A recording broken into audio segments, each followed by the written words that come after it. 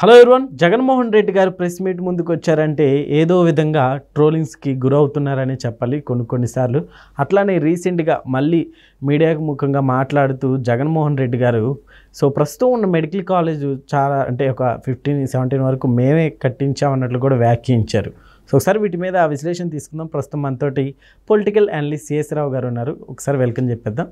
Hello అండి. Hello sir, మీరేం చెప్తారు? నిజంగా జగన్మోహన్ రెడ్డి గారు ఇవన్నీ కట్టించారంటారా? ఇప్పుడు శంకుస్థాపన చేసినంత మాత్రాన నేనే కట్టానని చెప్పి ఎవరైనా అనుకుంటే మరి శ్రీశైలం కట్టిన వాళ్ళని ఏమనుకోవాలి? శ్రీశైలం శంకుస్థాపన చేసిన వాళ్ళని ఏమనుకోవాలి? లేకపోతే ఇతర ప్రాజెక్టులు కట్టిన వాళ్ళని ఏమనుకోవాలి కదా? శంకుస్థాపన చేయగానే అయిపోదు కదా, ఇల్లు కట్టాలి కదా. శంకుస్థాపన చేసి ఇల్లు కట్టి దానికి రంగులు వేసి దాన్ని గృహప్రవేశం చేసినప్పుడు కదా కట్టినట్టు. జనరల్గా ఇల్లు కట్టినట్టు అంతే కదా. గుణార్థనం తీసినంత మాత్రాన శంకుస్థాపన చేసినంత మాత్రాన ఇల్లు కట్టినట్టు కాదు కదా. ఇప్పుడు గుణార్థం తీసేసి టెంకాయ కొట్టంగానే అయిపోయింది మెడికల్ కాలేజీలు వచ్చేసినాయి అని అంటే అది మనం ఎంతవరకు మనం పరిగణలో తీసుకోవచ్చు? జనరల్గా ఇప్పుడు అంత మెడికల్ కాలేజీలు నా దగ్గర డేటా ఉంది. దేశవ్యాప్తంగా ఉండేటువంటి మెడికల్ కాలేజీలు ఎన్ని, ఆంధ్రప్రదేశ్లో ఎన్ని, తెలంగాణలో ఎన్ని అనేది. సరే, ఇప్పుడు జగన్మోహన్ రెడ్డి గారి హయాంలో ఆయన చెప్తుంది ఏంటంటే గతంలో ఉన్నటువంటి మెడికల్ కాలేజీలు కాకుండా ఇప్పుడు ఉన్నటువంటి ఆయన హయాంలో 17 కాలేజీలు నేను తీసుకొచ్చానని చెప్తున్నాడు. 17 కాలేజీల్లో 2 స్టార్ట్ అయినాయి అని చెప్తున్నాడు. మిగతాయి ఆల్రెడీ ఆన్గోయింగ్లో ఉన్నాయి. ఎన్ని గవర్నమెంట్ ఆధీనంలో నడవాల్సినటువంటి కాలేజీలు, పైగా టీచింగ్ హాస్పిటల్స్ని ఏర్పాటు చేస్తాం. అలాగే జిల్లాకు ఒక సూపర్ స్పెషాలిటీ హాస్పిటల్ లాగా కట్టించాలని చెప్పి అనుకున్నాను. కాకపోతే 2024 ఎన్నికల్లో ఓడిపోవడం జరిగింది. నేను చేసిన దాన్ని చెప్పుకోలేక నేను ఓడిపోయానని చెప్పి ఇప్పుడు కొత్తగా మళ్ళీ చెప్తున్నాను. ఇప్పుడు ఆయన చేసింది చెప్పుకోలేక ఓడిపోయానని చెప్పి, మొన్నటిదాకా ఈవీఎంల వల్ల ఓడిపోయానని చెప్పారు. ఈవీఎంల వల్ల ఓడిపోయాను అని చెప్పారు. తర్వాత ఏంటంటే ప్రజలు చంద్రబాబు నాయుడు గారు బిర్యానీ పెడతారంటే నా పలావుని కాదని చెప్పి వెళ్ళిపోయారు అని చెప్పి ఒకసారి చెప్పారు. ఇట్లా రకరకాలుగా చెప్తున్నారు. ఇప్పుడు కొత్త స్లోగన్ అందుకున్నారు. ఏంటి? నేను చాలా చేశాను, నేను చెప్పుకోలేక ఓడిపోయానని చెప్పడం అనేది నాకైతే ఆశ్చర్యం కలిగించింది. ఎందుకంటే సొంత మీడియా ఉంది. అసలు నాకు విచిత్రం ఏంటంటే, నేను తిరుపతి వెళ్ళినప్పుడు, తిరుపతే కాదు ఏ పట్టణానికి వెళ్ళినా 2024 ఎన్నికలకు ముందు నువ్వు ఏ పట్టణానికి వెళ్ళినా కానీ 360 degrees యాంగిల్లో నువ్వు ఎటన్నా చూడు జగన్మోహన్ రెడ్డి గారి బొమ్మే కనపడేది. ఎటన్నా చూడు నువ్వు, ఇంకో రెండో బొమ్మే కనపడేది కాదు. ఇంకా చెప్పుకోలేకపోతున్నాను, చేసింది చెప్పుకోలేకపోయాను అంటే అర్థం ఏంటి? ఆడుదాం అందరికి ఎంత ప్రచారం ఇచ్చారు, గాడ్తో సహా ఫోటోలు వేయించుకున్నారు, ఎన్ని ప్రచారాలు ఇచ్చారు. ల్యాండ్ టైటిలింగ్ యాక్ట్ అని చెప్పేసి సొంత సొంత భూములకి ఆయన బొమ్మ వేసుకొని ఇచ్చాడు కదా. నేను చేసింది చెప్పుకోలేకపోయానని చెప్పడం అనేది, ఆ తర్వాత బటన్ నొక్కే ప్రతిసారి వాళ్ళ సొంత మీడియాలో భారీగా అడ్వర్టైజ్మెంట్లు ఇచ్చుకునేవాళ్ళు. బటన్ నొక్కిన ప్రతిసారి ఇచ్చుకునేవాళ్ళు. కొన్ని కోట్ల రూపాయలు, దాదాపు 1500 కోట్ల రూపాయలు ఏమైంది అడ్వర్టైజ్మెంట్స్ కానీ అన్నారు. మరి అది పబ్లిసిటీ కదా. కొన్ని సిద్ధ సభలు పెట్టారు. సిద్ధ సభలకి ఏం తక్కువ ఖర్చు పెట్టారా?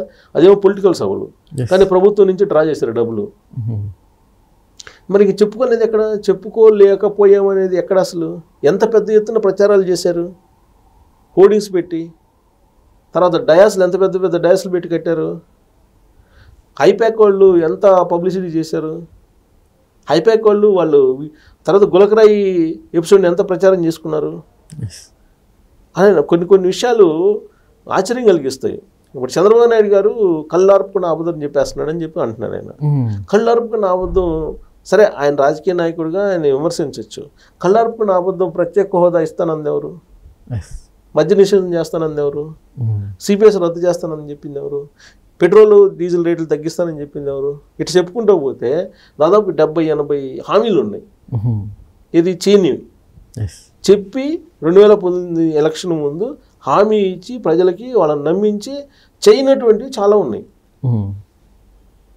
నేననేది ఒక రాజకీయ పార్టీ అనేది 100% చేయలేదండి. కొన్ని ఇంపార్టెంట్ చేయాలి కదా. అసలు ఆ ఎన్నికల్లో నువ్వు గెలవడానికి కారణమైనటువంటి అంశాలు ఏంటి? ప్రత్యేక హోదా, మద్య నిషేధం, సిపిఎస్ రద్దు, ఈ 3 కదా ప్రధానమైనటువంటి అస్త్రాలుగా పనిచేసింది. నేను నవరత్నాల తర్వాత సంగతి, మీ క్యాంపెయిన్ చేసుకోవడానికి, పబ్లిక్ ర్యాలీ కావడానికి ఈ 3 ప్రధాన అంశాలు కదా. ఆ 3టిని నెరవేర్చలేదు కదా. మరి కళ్ళార్పుకున్న అబద్ధాలు ఎవరు చెప్పినట్టు? ఇదొక అంశం. రెండు, మెడికల్ కాలేజీల విషయానికి వచ్చేటప్పటికి ఇప్పుడు పీపీపీ మోడ్లో వాటి నిర్మాణానికి అనుమతులు ఇచ్చారు చంద్రబాబు నాయుడు గారు. అసలు మామూలు దేశవ్యాప్తంగానే పీపీపీ మోడ్లో మెడికల్ కాలేజీలే కాదు, అసలు మామూలుగా వర్క్స్ కూడా పీపీపీ మోడ్లో జరుగుతున్నాయి. పీపీపీ మోడ్ అంటే ఏంటి, అసలు అబ్రివేషన్ ఏంటి? Public private partnership. Public private partnership. Public అంటే ఏంటి? గవర్నమెంట్ పార్టిసిపేషనే కదా. పబ్లిక్ అంటే గవర్నమెంట్ పార్టిసిపేషనే. గవర్నమెంట్ కూడా ఉంటుంది. ఒక ప్రైవేట్కి రాసేవాళ్ళ ప్రైవేట్కి ఇచ్చేస్తారని చెప్పి ప్రచారం చేస్తున్నారు. ప్రైవేట్కి ఇచ్చేస్తాం, మేము రాగానే మొత్తం రద్దు చేసేస్తాం, ఇంకెట్లా కూల్చేస్తాం వల్ల. ఎందుకు? ప్రజావేదిక కూల్చేశారు కదా, 9 కోట్లు పెట్టి కట్టిన ప్రజావేదికని జగన్మోహన్ రెడ్డి గారు అధికారంలో రాగానే 2019లో తొలి రోజు చేసిన పని అదే కదా. అవును సార్. సో ఆయన అందుకు ఒక రకంగా ఒప్పుకోవాలి జగన్మోహన్ రెడ్డి గారిని. నేను అధికారంలోకి రాగానే మళ్ళీ ఈ మెడికల్ కాలేజీని అన్ని రద్దు చేస్తాను అన్నాడు ఆయన. ప్రైవేట్ కాలేజీని మొత్తం రద్దు చేసేస్తాను అని అన్నాడు. అది చాలా సంతోషించాలి. కూల్చేస్తాం అన్న ఆయన. నేను రాగానే కూల్చేస్తాం, వీళ్ళు కట్టారు కాబట్టి అన్న. అంతవరకు మంచిది. టెండర్లో ఎవరు పార్టిసిపేట్ చేయొద్దని వార్నింగ్ ఇచ్చారు. మీరు ఎవరైనా టెండర్లో పార్టిసిపేట్ చేస్తే నేను వచ్చిన తర్వాత వాటిని నేను రద్దు చేస్తానని చెప్పాడు ఆయన.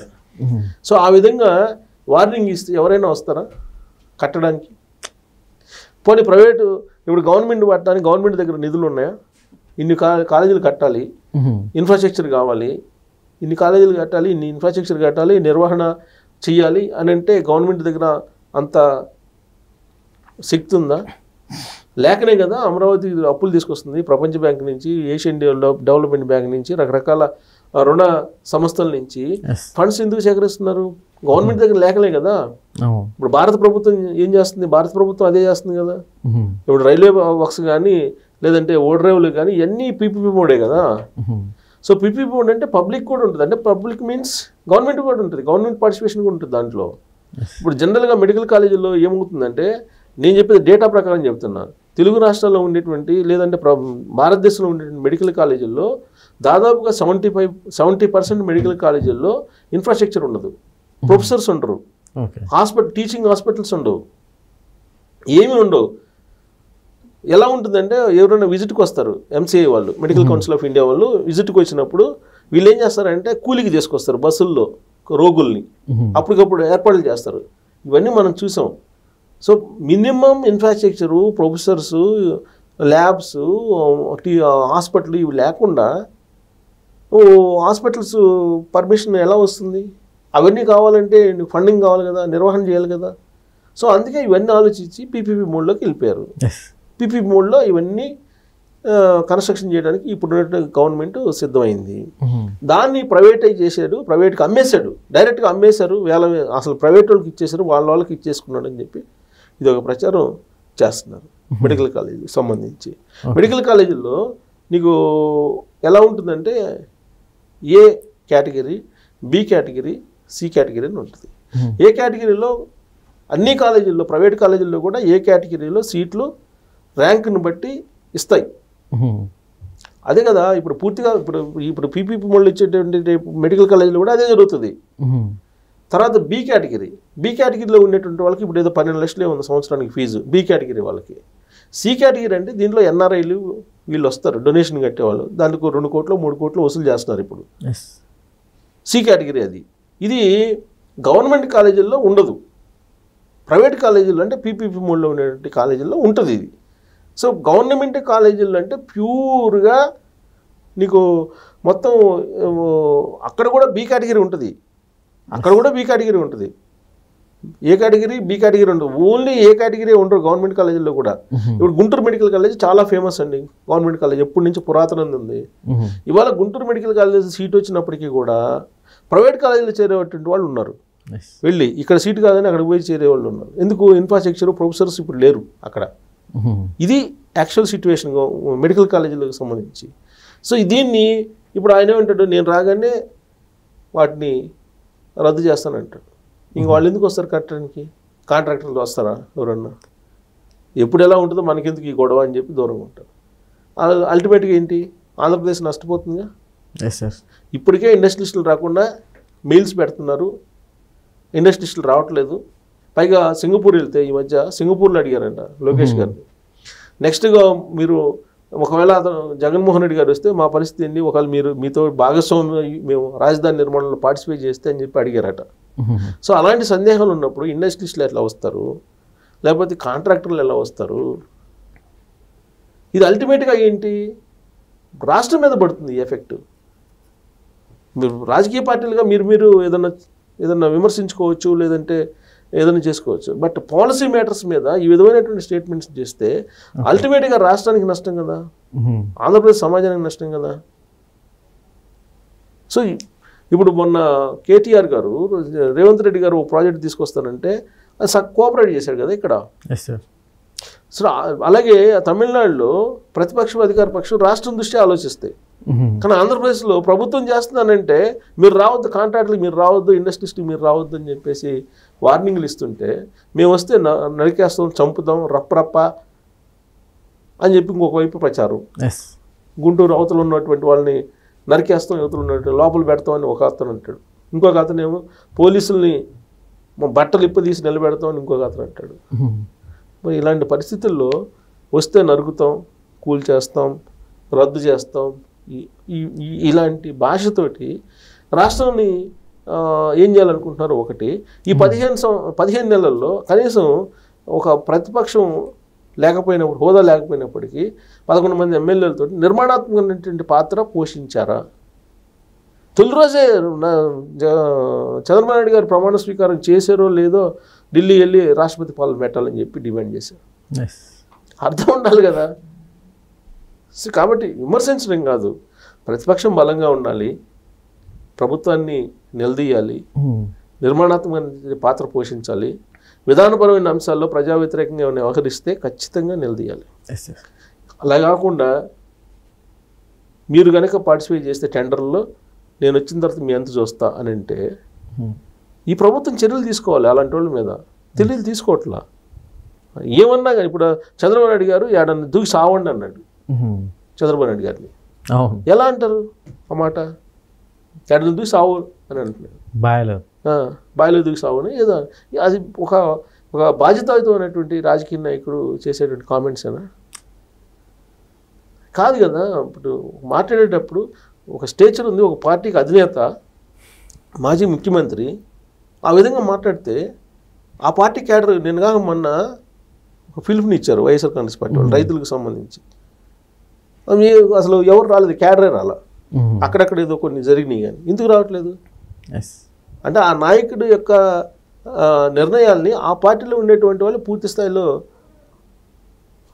కోఆపరేట్ చేయట్లా, పూర్తి స్థాయిలో ఆహ్వానం వాళ్ళు తీసుకోవట్లా. కారణం ఏంటి? సక్రమంగా లేదు, సరైన విధంగా లేవని. సో ఇప్పటికైనా సరే ఆ రాష్ట్రం దృష్టి ఆలోచించాలి. పర్సనల్గా మీకు ఉంటే 100 ఉండొచ్చు, కానీ రాష్ట్రం దెబ్బతినకుండా, రాష్ట్రానికి నష్టం జరగకుండా మీరు రాజకీయాలు చేయాలి. అంతే తప్ప రాష్ట్రాన్ని నష్టపరుస్తాం, రాష్ట్రానికి ఎవరు రాకుండా చేస్తాం, నేను ఉంటేనే రావాలి, నేను లేకపోతే రాకూడదు ఎవరు అనే ఒక ఆలోచన ఏదైతే ఉందో ఇది మంచిది కాదు. Okay sir, thank you.